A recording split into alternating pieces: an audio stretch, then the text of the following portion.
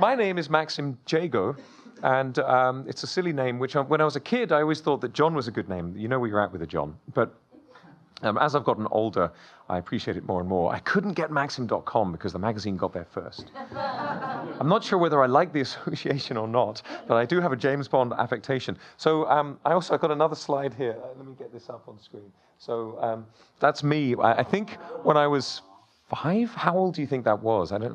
5 years old. That buggy car was awesome. 6 years old, that thing was brilliant. You know, I could get some speed in that thing. That's where I learned how to break things. Now, no, what we're really here to talk about is storytelling techniques. We're here to talk about the human condition. And when I was about that age, actually, about 6 years old, I got this obsession with learning how things worked. I remember, I think for my 7th birthday, I was given an old gas meter, a spanner, and 2 screwdrivers. And I took it to... thank you. I was hoping you would ballroom dance into the room with it. What happened? No. Okay. So I have coffee, which means now I have my superpower back. Thank you very, very much. So I wanted to know how everything worked. And I started taking everything apart. I started breaking things with intent. Thank you so much. Thank you. I started breaking stuff, and I discovered that it was much easier to break things than fix them. Much easier. And there's a life lesson in there somehow, I think. I read an article recently. They were saying that a broken heart is an actual thing. That if you have an emotional trauma, it can literally introduce scar tissue into your heart. And your heart has neurons in it which impact there's an autonomic part of your body that regulates health and energy levels. And so literally having a broken heart can impact your physical state for years. And so there's a lot to be said for caring less. Am I allowed to swear? No? Yes? So I try to be I'm not really a gentleman at all, but I come from the wrong side of the tracks. But there's an amazing book I read recently. It's called The Subtle Art of Giving No Fucks. And it is amazing. It's basically Zen philosophy in the modern age, but it's about choosing what you give a fuck about. And there's a lot to be said for choosing. Now, what I really want to talk about then, I started out with working out what things are and how to fix them. I worked out that the square peg goes in the square hole. I worked out that you can make the round peg go through the square hole by breaking the hole or the peg. So you modify the parameters of one, and what do you know? You changed it into something else. You transmuted it alchemically. By the way, you know, alchemy, the old idea of alchemy, was really all metaphor. It was about the transmigration of the soul from a base state to a transcendent state. You know, I might just go for it with the philosophy with this one. I think I love that stuff. Okay. What I really want to talk about, though, is I wanted to work out how the universe works. And I realized that we don't have a clue. And so I'm going to make an argument in this session. We're here to talk about storytelling and character and performance and conflict management. Like I said, it's about 5 hours of presenting. But I'm going to make the following argument. And my argument is that, you know, when a client gives you a bad brief, right? You've probably had this at college as well. How many people here are just full-time students? Is it basically most people here? Okay. You get a bad brief from a client, and it says something like, we want this video to look awesome. And you say to the client, of course, thank you so much because you want the money. Thank you so much for that brief. That was really inspiring. I wonder if you could clarify for me what awesome means to you. And the client writes back in the email, we think it's quite explicit. We think it's pretty clear as it is. So just base your work on our brief. Thank you very much. That's what we're paying you for. Or they might say it in a nicer way than that. So you go, okay.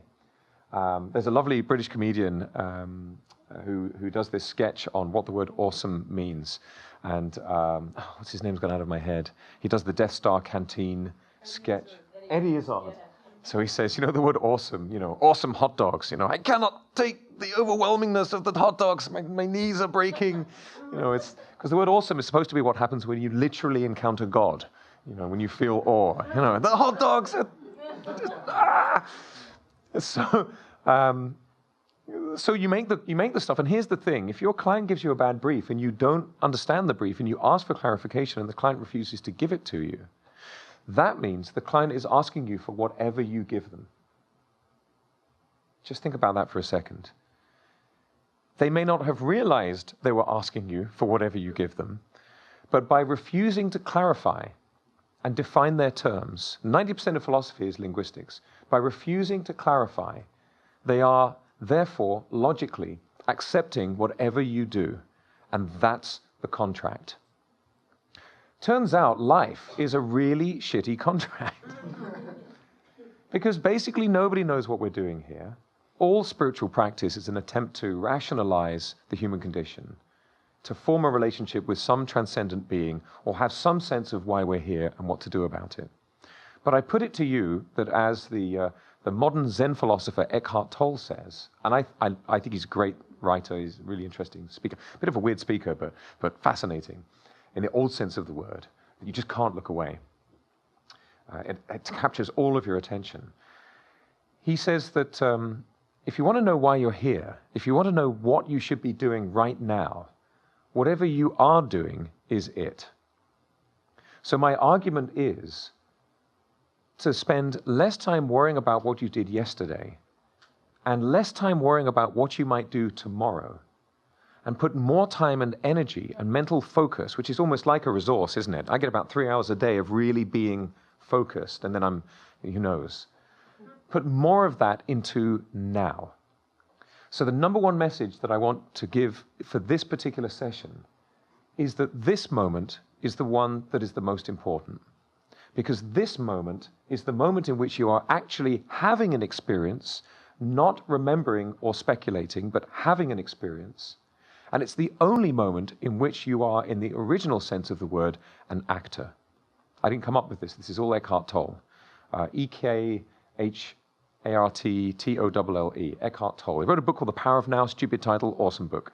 First 3 chapters will just blow your mind, and you'll spend the week telling your friends about it. Eckhart Tolle.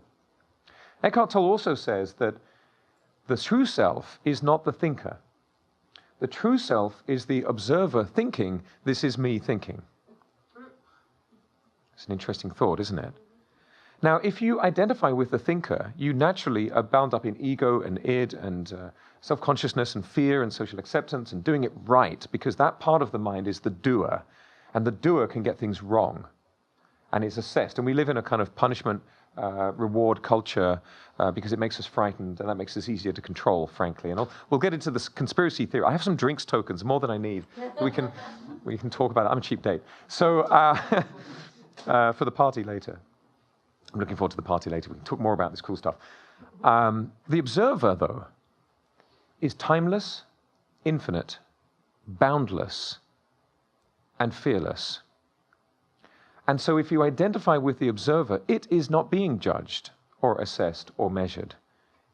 And so if you identify your selfhood with that, you can be more fearless and you can let go of your mistakes. If you identify with the observer, you're free to agree, oh, you're right, I did get that wrong.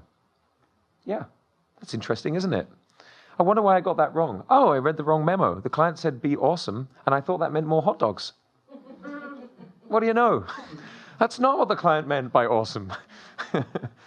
So, I think identifying the self with the observer is very helpful. Because if there were one thing I would change in the world today, it would be to remove judgment. Not discernment, but judgment. If you remove your value judgment of everything, especially yourself, and focus instead on what you're doing and what you're going to achieve and why, and you're free in any moment, never mind tomorrow, but right now, before I even finish this sentence, you can decide to be a different person. You're absolutely free in every way. We live in a culture where people's decisions are assessed and they're managed, and, why did you make that decision? No, no, no. Nonsense. Choose consequences. Look at the consequences of every decision you're going to make and decide whether you want those consequences. And in the next moment, if you decide that you want different consequences, make a different decision. You can choose again every time. It's a fantastic sci-fi series, Dan Simmons, the Hyperion trilogy. Amazing. Never read these books when you have a deadline. I actually wrote a letter to him. I never sent it, I should have done, but I wrote a letter to him that began, Dear Dan Simmons, fuck you. I missed literally 3 deadlines because of these books. And there's a character in the book that I just fell in love with. And I wrote to him, saying, I will never meet this girl, thanks for that. I'm in love with a character that's fictional, and I'm ruined. So in that book, basically it's Zen philosophy again. I'm not particularly into Zen, but it rings true for me in many places, in many ways. And it's about always being free to re-choose. Now, what does all this have to do with storytelling and with life? Well, I don't know. Well, as a storyteller, you are making choices always. The big difference between... I'm a fiction film director, right? So I'm going to talk about fiction today rather than documentary, although a lot of what I'm going to say today relates to documentary content too. I did direct a feature-length doc. I've worked on some documentary material, and I'm now producing a documentary about telepathy. I probably don't have time to talk about, but the short conclusion, just so you know it, is that it's the thing. Look up Anna Yusim, Annayusim, Anna Yusim. She's leading the documentary. She's a Park Avenue psychiatrist who has experienced and researched it. And basically, it's a thing. We're probably being affected by information we're exchanging constantly. And there's a thought. She's exploring in her work as a psychiatrist, what does that mean? What does that mean for her work with her clients? But I'm going to talk about storytelling. And here's the thing. As a fiction filmmaker, unlike life, whereas the existentialists would have it, we're thrown into the situation and we discover from one moment to the next, here I am, what am I doing? Oh, I'm a human, I've got hands and I've got coffee, this is great. So, as a human, I don't know what I'm doing. As a and that's okay, by the way. Welcome to the human condition. But as a filmmaker, as a storyteller, as a writer, as a director, even as an actor, you do. The awesome power you have as a storyteller is that not only do you know why every single thing is on screen that's on screen, you're also responsible for those choices. So as a director, when I'm working with actors, I have this mantra, if you're not feeling it, I don't want to see it. Because the only way your performance is going to be real is if you're actually having that experience. I'm not that fussed about method, but I do believe in associating memories and Pavlovian anchoring and associations with what's going on. But it turns out it's my job as the director to serve the cast by calling them out when they're not real. It's also my job to give them the real feelings. It turns out it's quite easy to do. You just have to give them a reason. Sorry, it's simple, not easy. Easy to mix those up, isn't it? It's simple. Give a reason for every single feeling you want them to have. And if it turns out that they don't have a feeling, it was your fault. Turns out that's okay.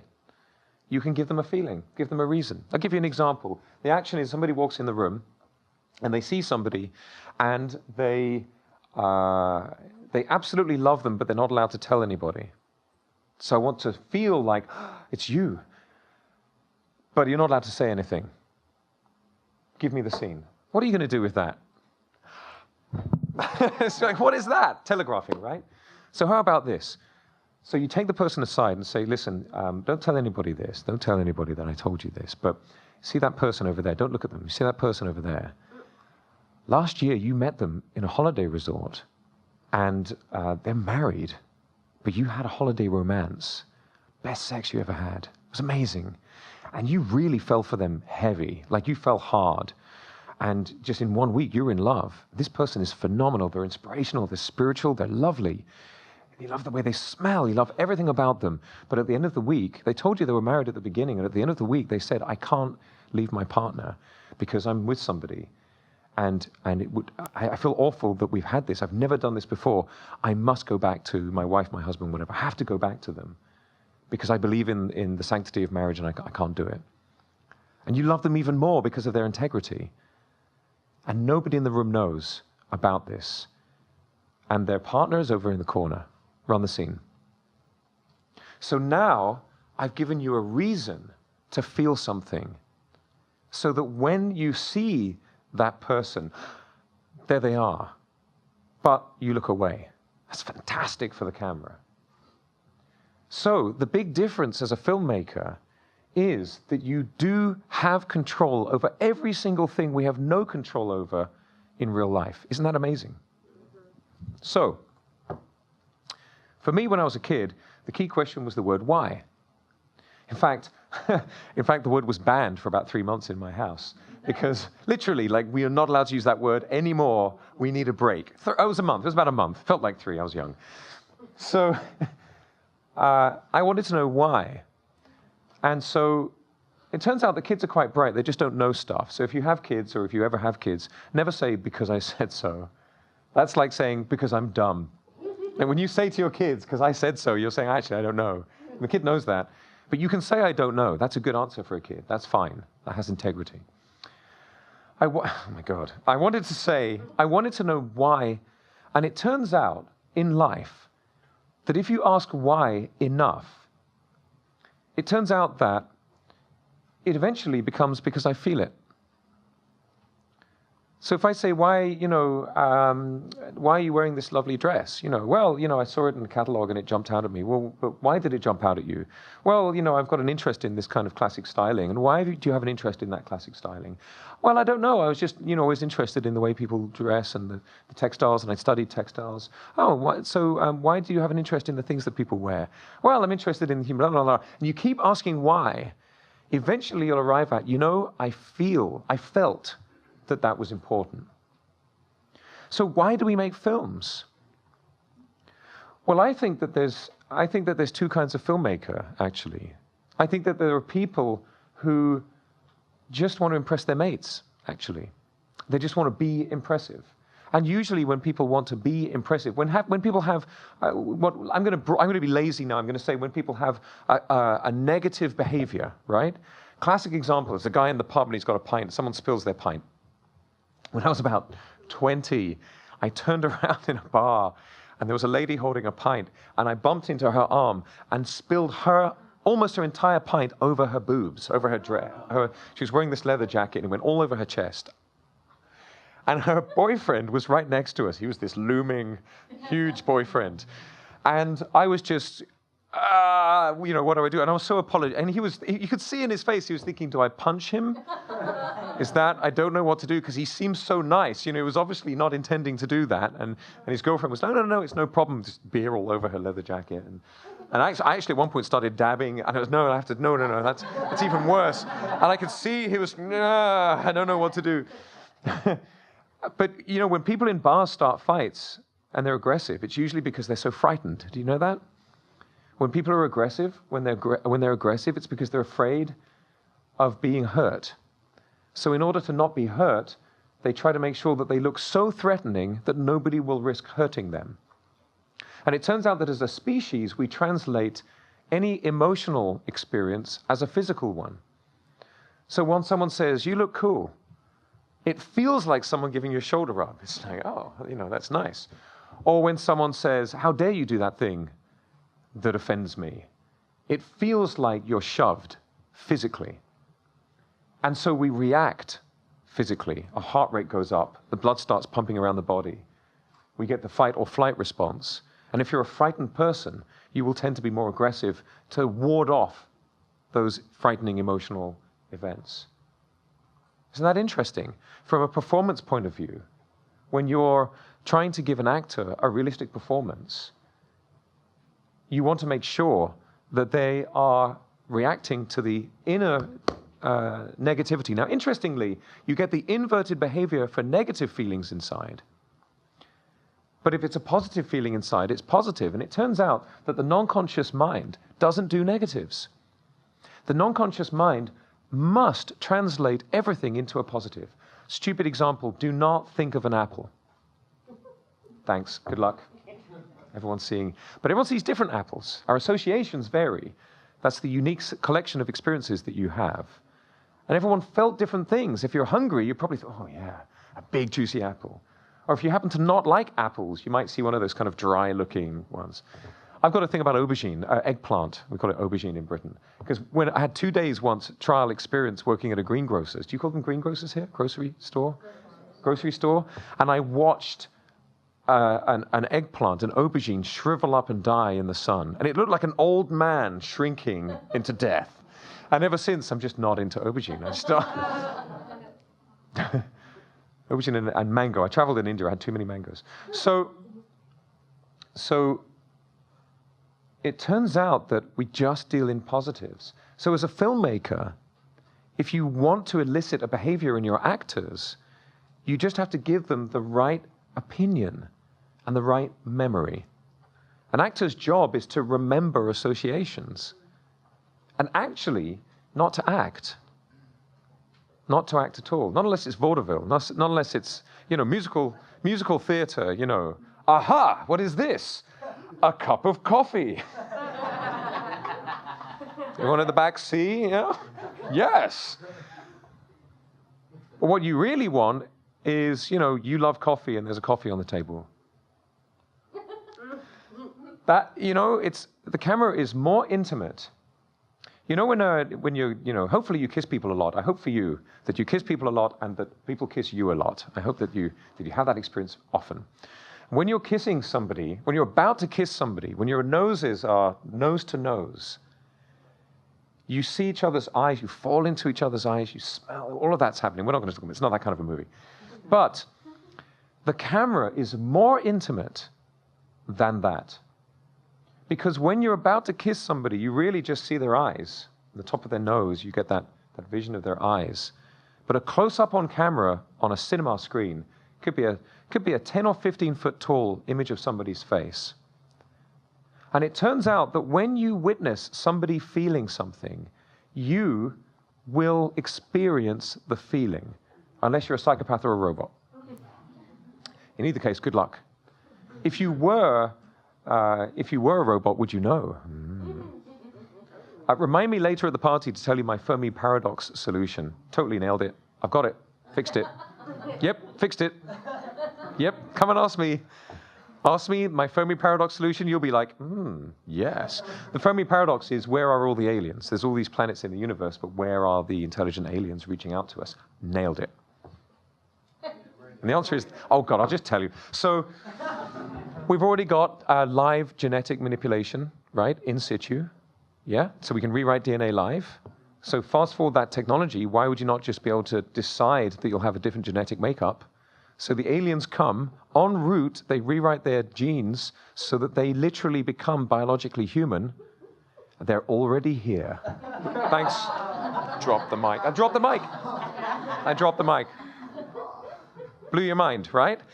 It actually fully works. So if they have a car accident, they're a human being. Boom. Thank you very much. You're welcome. So, yep, took me a while, but anyway. So there's two kinds of people that make films.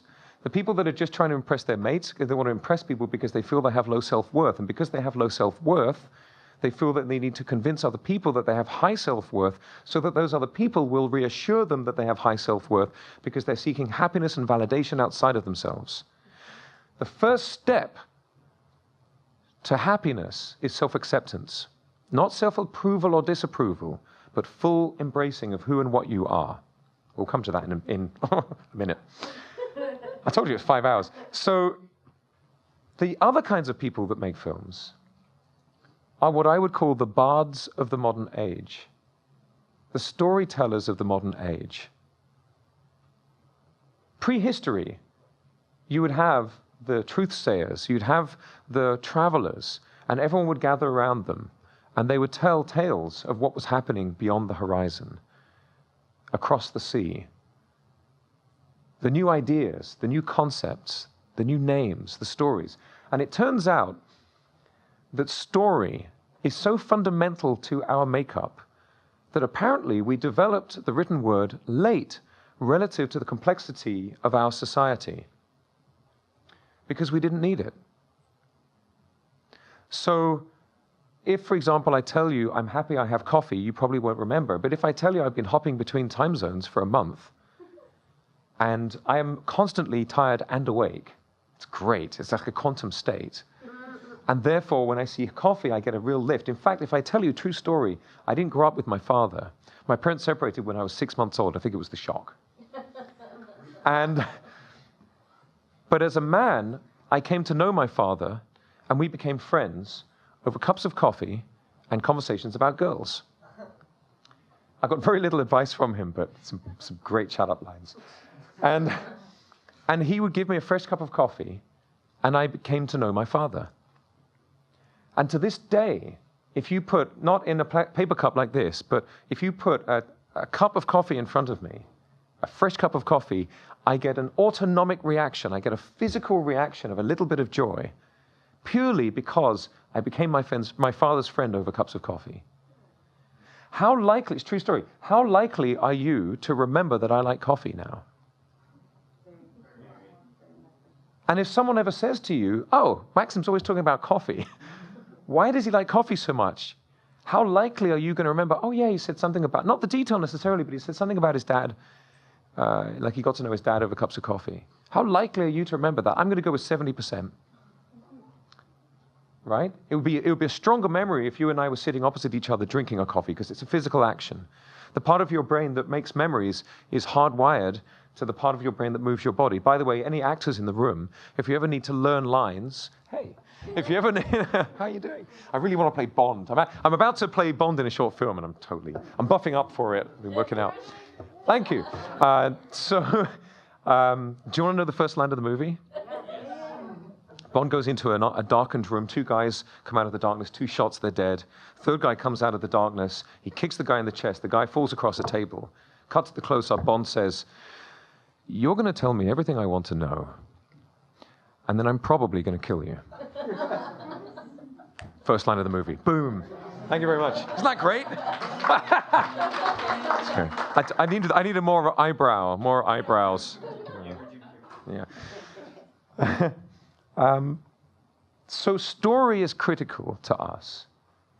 And so, as the bards of the modern age, it doesn't matter whether you're capturing volumetric video in a true VR environment. That means capturing a live performance as a 3D model.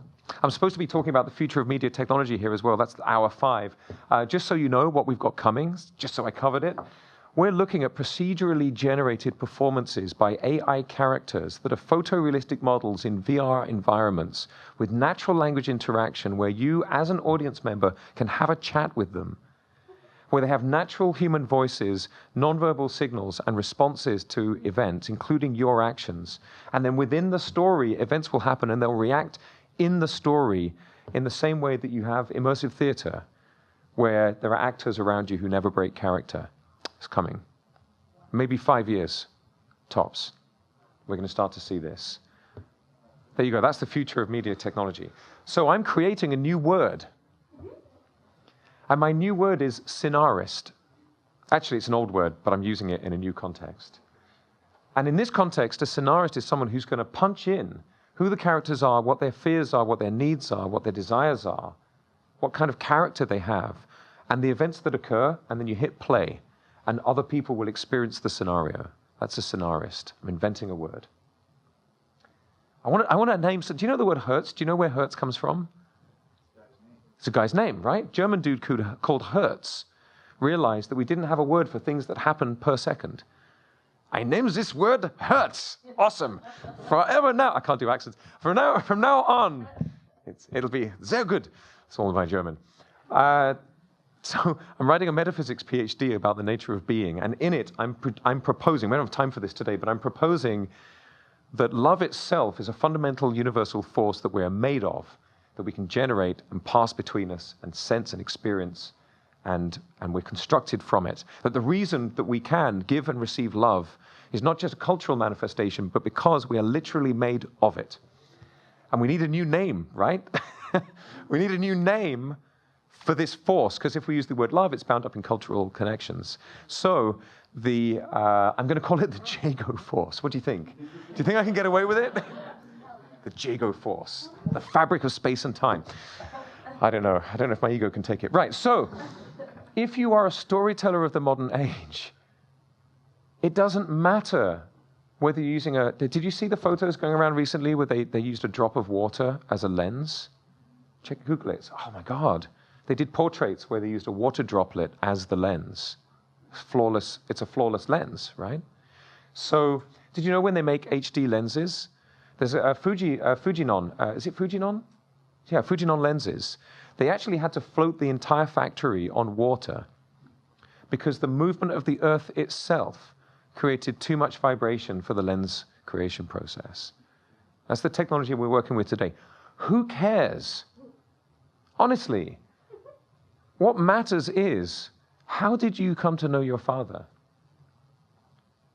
The lines of dialogue that will move an audience are not, what is that line? Thank you, I have had a sufficiency of food, and a single mote more would be far more than the satiated... Nobody gives it. No. The lines of dialogue that will make your audience well up and feel are, I love you. I'm afraid of you. Help me. Stop. Those lines that are fundamental, I can't help it. Those lines will move your audience, but only if your actor is really experiencing the feeling. So, why do we make films? The question really is, why are we storytellers? There was a famous interview with a dancer, prima ballerina, and the interviewer said, "Why did you become a dancer?" She said, "If I could say it, I wouldn't need to dance it." Ooh, isn't that beautiful? I didn't make that up. So, every sip of coffee, I have a new concept. Because the notes are written on the back of the cup. So I think the reason that we are storytellers is in order to change people. You heard of Maslow's pyramid? Right? So Maslow's pyramid is our fundamental needs. It starts with air, in order of need, right? So we've got air, water, food, nourishment, clothing, shelter. It's in order of need. One of the items on that list is the need to be a causal agent, the need to be a creator. Every belief system in the world, every major belief system, except solipsism, which is just hilarious, and maybe existentialism, and maybe Zen. Okay, not every belief system in the world, but many of the mystic systems in the world say that in some form we are a mirror of a transcendent being, whether that's God or the universe or the is, or whatever that thing is. And I believe that one of the ways in which, if that's true, one of the ways in which we mirror that being is that we crave to create. And what does creating mean? Creating means to be an uncaused cause, to be a causal agent, to make change happen. And as storytellers, you're privileged to be in a position to literally give experiences to audiences that will change them. Film especially, VR even more so, makes experience itself the medium of the story. Isn't that fantastic? And it turns out that the part of your brain that has experiences does not differentiate between something you're experiencing right now, something you remember, or imagine, or witness. Which is why when I told you about becoming my father's friend, and you saw in me that feeling, because he died about 10 years ago, and I felt that I felt like I knew him. I felt like I'd said everything I needed to say.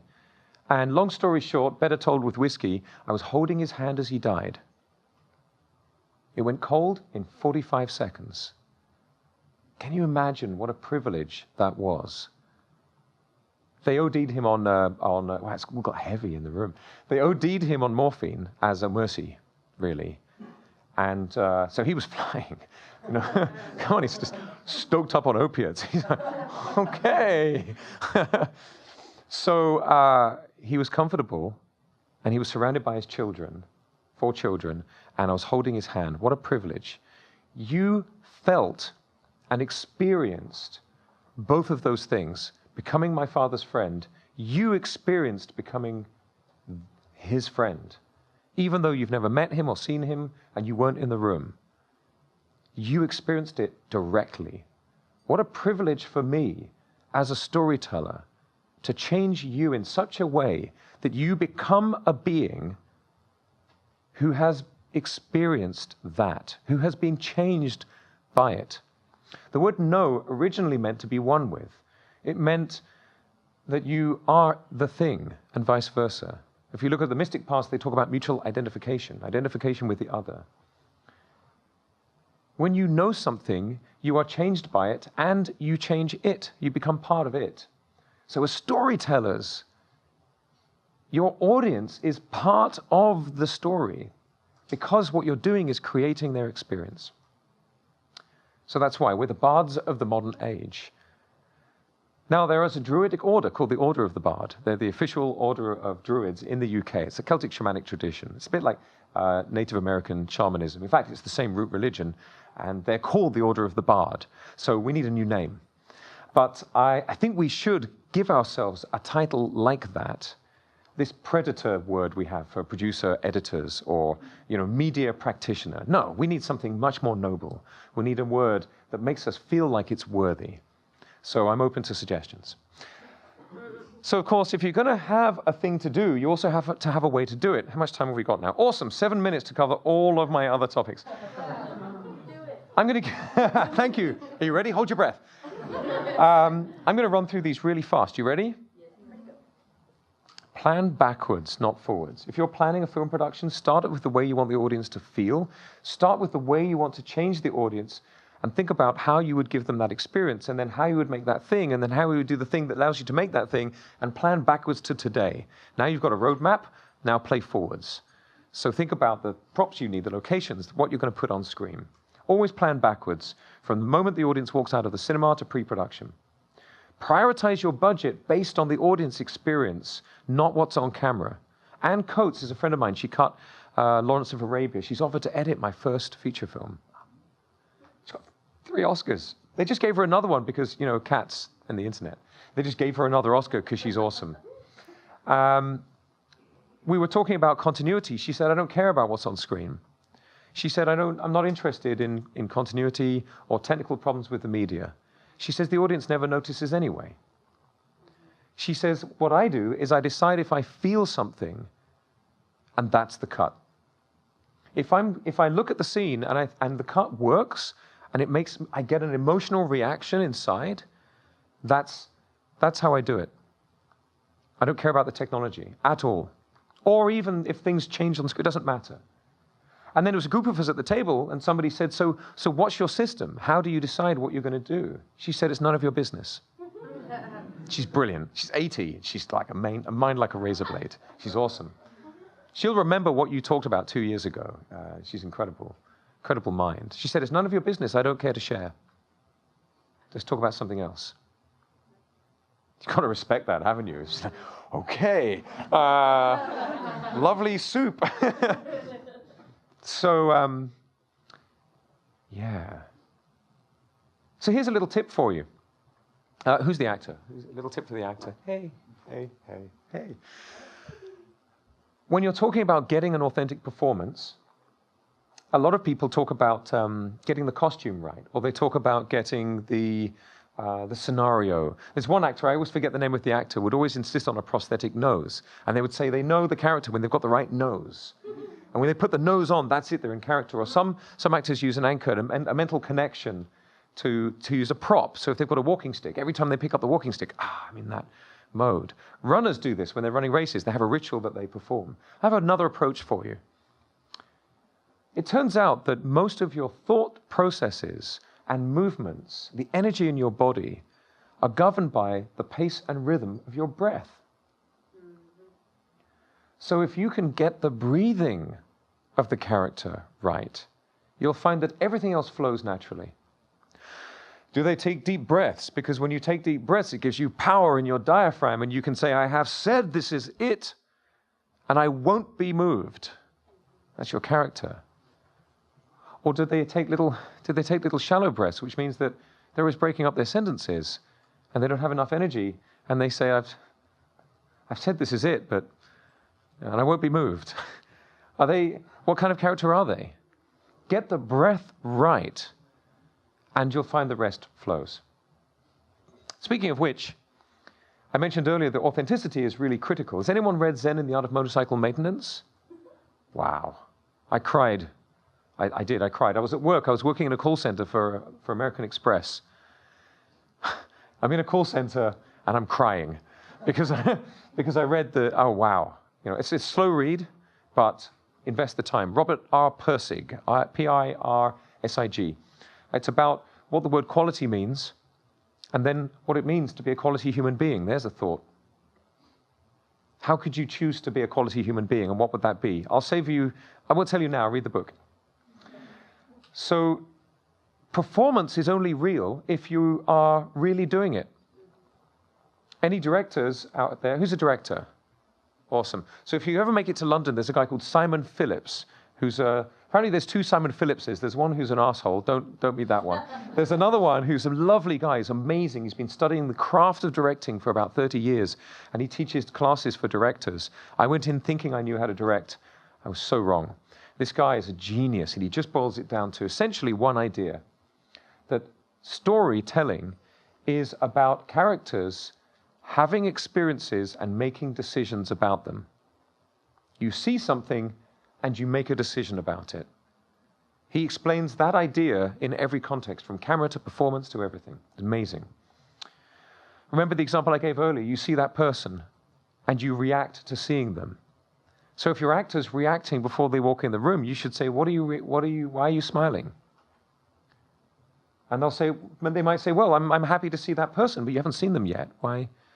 And then you realize, I'm a crap director. I didn't give them anything to feel before they met that person. What do you know? I failed to give them a feeling before they met the person that they love. So then you do your job. And of course, authenticity, oh my God, authenticity is only real if you know who you are. Over the temple of the Gnostics, the mystics in ancient Greece, they had one thing, one sign over the entrance to the temple. And it said in Greek, obviously, which I can't speak Greek. I wish I could, because it'd be awesome. It said, know thyself. And essentially, know thyself was the root of the ancient Greek mystery religion. That was basically the entire religion, to know yourself. Accepting yourself is the first step to knowing yourself, because as long as you're in denial about what you are, oh, damn, I missed one. Ignore that slide. As long as you're in denial about what you are, you can't accept it. And that means you can't be it. Now, as a storyteller, you are going to have all the things I've just said today, by the way, all relate, I hope, to you creating characters, creating scenarios, creating stories. You are responsible for constructing all of this. And it doesn't matter whether you're creating a user experience for a website, developing a new kind of chair, or telling a story about the nature of being. I'm working on a PhD on the nature of being. I'll save you the reading the 80,000 words. The conclusion is to get on with it. It's the existential joy. So I always say the existentialists, they had existential angst. There's this fear that you're going to get it wrong because you don't know what you're doing. And I think that they should have shaved off the silly beards and spent more time with girls, because they would have had existential joy. And because it's a bad brief, right? That's my solution to existential angst. It's a bad brief. It can't be your fault. So just dive in. Have a good time. Anyway, so be specific about the characteristics. The definition of directing is to have a vision and communicate it. You have to have a complete vision, and you have to be able to communicate. Communication is about being understood, not self-expression. Self-expression is poetry. There's a place for poetry. And personal art. It's a journal. Communication is changing somebody else's understanding. So learn how other people speak and think, because people hear the way they speak. So be specific as possible. What kind of clothes would they wear? Where would they go? What sports would they do? What do they like to eat? Why do they go to this cafe? Have you seen Friends? Everyone's seen Friends, right? Why do they go to that coffee shop? Apart from the fact that the blocking is really good for the audience. Why do they go to that coffee shop? Sometimes you have to fake it. So when you're... Oh, that's me as well. So when I was a kid, I was really into tents and stuff and making things. And my brother and I discovered that if you got a big enough cardboard box, you could totally build a mini house that you could walk around with like a snail. And we built shelves into them and a little stash for snacks. And we would walk along the street just like that. That's me. So being an idiot. So as a director, this is a beautiful idea, and I know we're going to run over slightly, but I'll try and rush through the last parts. 10 more minutes. 10, awesome, thank you. Whew. In the Native American tradition, when a shaman is performing in a ceremony, that one shaman becomes a conduit for the spiritual energy that flows through them, and so they come to represent the forces that they are enacting. I'm massively paraphrasing. I'm not a shaman, but I have a friend who is. But when there's a large ceremony, a particularly big one, there will often be two shamans. One will perform the ceremony, and the other will hold the space. They create and hold a space in which it's safe and sacred, so that the ceremony can be performed without disruption by negative forces. This is part of the shamanic tradition. Actually, this same idea exists in multiple faiths, multiple religions, but it's kind of cool when you talk about it with shaman, because they've got awesome outfits. So, as a director, I believe your work is in the service of everyone there. You're not there to dominate and command and tell everybody what to do. You're there to enable everybody else to fulfill their potential. And that is your ceremony. You find out how you can unlock the DP's potential, the actor's potential, the set designer, you name it. Help them, serve them, facilitate their genius, and you'll create greatness, we hope, whatever that word means in this context. But you're also responsible, in my opinion, for creating and holding the space. You have to create an environment where everybody feels safe being wrong, and that's your responsibility. So I tell actors, for example, if it's not feel I don't want to see it, I promise you I will tell you. I'm going to sit next to the camera. Don't worry about eye lines or looking in the right direction. Just know that I am your audience, not the camera, not the audience, not anybody else in the room. You are performing for me. And it's my responsibility, not yours, to make sure it's right. And if I tell you it's right, I promise you, it's right. Because if it's wrong, it's on my shoulders, not yours, anyway. And when you free your actors, your crew, your catering department, when you free everybody in this way, when you fully take the burden of responsibility, now something magical can happen. You created the space. So it's important. Or you could just shoot a film in a cardboard box, which actually, funnily enough, we're almost doing. I'm planning a one-room film. It's a 2,600 square foot underground garden. We're shooting everything in there. So, acceptance of the reality of the production is critical too. It doesn't matter what you shoot on. It doesn't matter. I won Best Director for a film where we were in Monaco, where we were literally... the festival was in Monaco, but we shot in Glastonbury in the south of England. It's lovely. We were literally running from setup to setup because we were running out of light. And in 3 of the setups, we literally had 1 take. Never do that. But it was that or no coverage at all. So what... Oh, look, I got them the wrong way round. That was why. Look, there it is. Life lessons. Look at that, I got it wrong. My favorite book in the world, I'll come to in a moment. I've got a couple of books to recommend. My favorite book in the world is Illusions by the American author Richard Bach, B-A-C-H. He wrote Jonathan Livingston Seagull, and then he wrote Illusions. He's given me the opportunity to direct the feature film adaptation of the book. My mind is blown just saying those words, but we're looking at whether we can pull it together and produce that film. In the book, he argues, this beautiful, life-changing book. In the book, he argues that the reason we're here is to have fun and learn. And I suspect that that's true, that we're here to appreciate is perhaps a better, more modern word. It was a book written 40 years ago. That we're here to appreciate being alive and to learn. And the Dalai Lama says that happiness comes from appreciation, not achievement. So I think that's a good way of approaching life. But the question is what to do. My father used to say yes first, find out how later. You'll live a more interesting life. And he was definitely right. So I think the solution is to know that we're all winging it. We're all making it up. And as Steve Jobs said, Every rule made ever was made by somebody no more intelligent than you.